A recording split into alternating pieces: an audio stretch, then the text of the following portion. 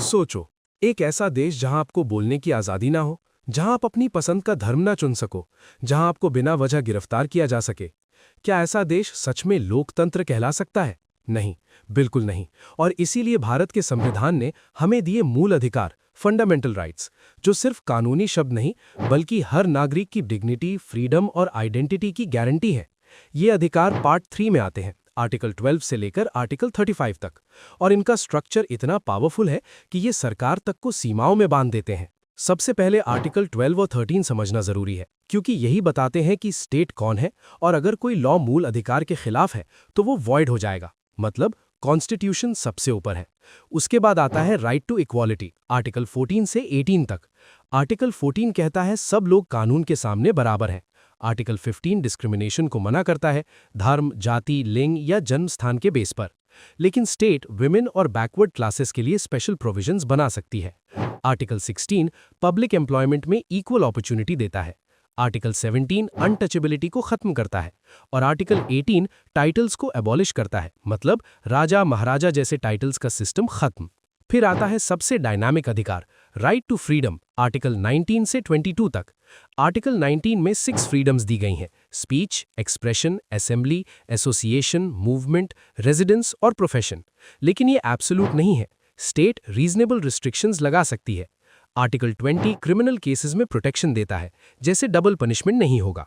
Article 21 सबसे powerful, right to life and personal liberty, जिसे supreme court ने expand करके dignity, clean environment, privacy, education और peaceful life तक बढ़ा दिया।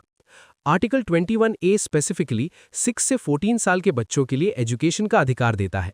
आर्टिकल 22 अरेस्ट और डिटेंशन के अगेंस्ट प्रोटेक्शन देता है।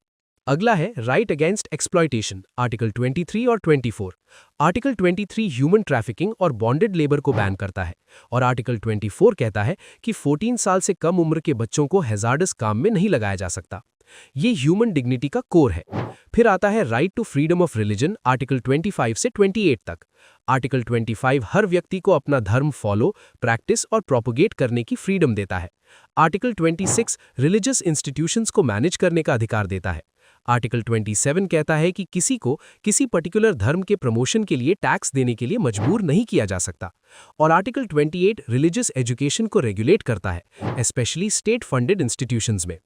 इसके बाद आता है कल्चरल और एजुकेशनल राइट्स, आर्टिकल 29 और 30। आर्टिकल 29 किसी भी कम्युनिटी को अपनी लैंग्वेज, स्क्रिप्ट और कल्चर को प्रिजर्व करने का अधिकार देता है। आर्टिकल 30 माइनॉरिटीज को अपने एजुकेशनल इंस्टीट्यूशंस एस्टैब्लिश और मैनेज करने का राइट देता है। और सबसे पावरफुल अधिकार, article 32 right to constitutional remedies. अगर आपका कोई भी मूल अधिकार वायलेट होता है तो आप सीधे सुप्रीम कोर्ट जा सकते हैं। कोर्ट रिट्स इशू करता है, हेबियस कॉर्पस, मैंडमस, प्रोहिबिशन, सर्शुरारी और कुआ वारंटो, जो आपके राइट्स को एनफोर्स करते हैं। इसीलिए इसे कॉन्स्टिट्यूशन का हार्ट एंड सोल कहा जाता है।